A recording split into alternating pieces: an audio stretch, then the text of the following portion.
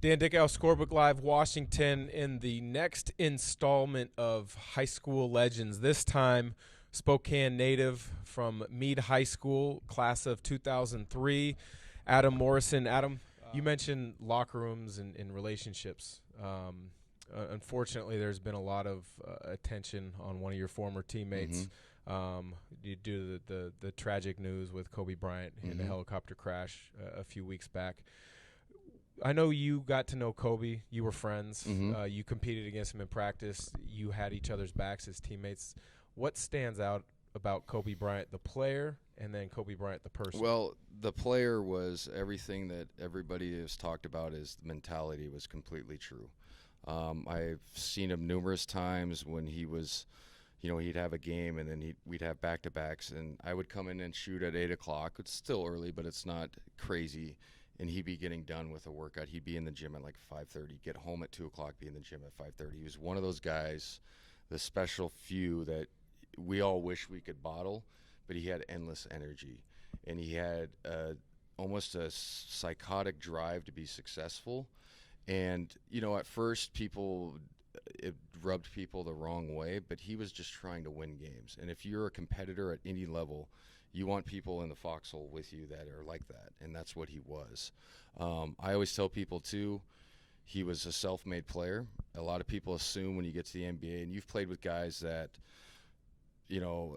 whatever being you want to say, said, congratulations, you got all the talent in the world. Yeah. They have no idea how to work hard. They don't understand the game, and you're just like, man, if I could have that ability. He had that, but he worked at his craft every single day, and I saw it. I mean, he was almost OCD with pivoting, with dribbling. The year he broke his knuckle, he learned to shoot off his middle finger. I mean, during the season, he didn't miss a game. I mean, it was unbelievable how tough and prepared he was. I mean, he was the toughest guy I ever played with by far. He would not relent in practice. He was a trash talker, but he brought the level up for everybody else. And to win championships or to be on, special clubs, your best player has to be that guy. And he was exactly that. And then as a person, he was fantastic. He was a little bit aloof at first, but if you really got to know him, he was somebody that could sense if you were struggling, or he knew what he meant to other people, and that's sometimes great people don't understand that. So he knew when he could touch somebody's life or make their day with just who he was. That's why at his, I was fortunate enough to get invited to his ceremony in LA. There were so many people there that he touched their lives, and they did a fantastic job at that ceremony, by the way, because it was sad, obviously, but it was more joyous, and the vibe in the building was more joyous than it is at other memorials. So, I was just thankful that I had the opportunity to be around him and experience, a savant. You don't get to meet people like that. You don't get to meet geniuses. You don't get to meet people who are driven to be successful in every aspect of their lives.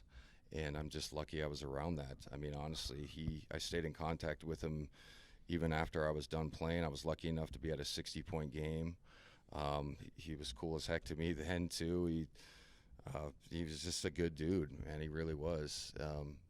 A little bit different, though. You know what I'm saying? And that different is not bad. A lot of times people, when they hear different, they think there's negative connotation to it. It's not. He was just so driven that if you worked hard and you competed, he loved you. If you didn't, then he wasn't very nice. And that's just the honest truth.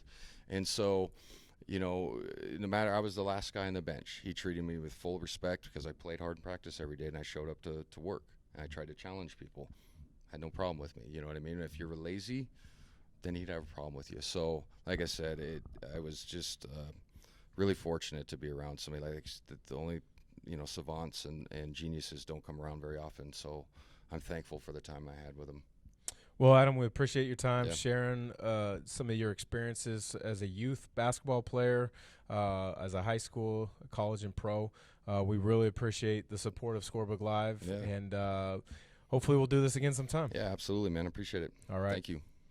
For Scorebook Live Washington, that's Adam Morrison. I'm Dan Dickow.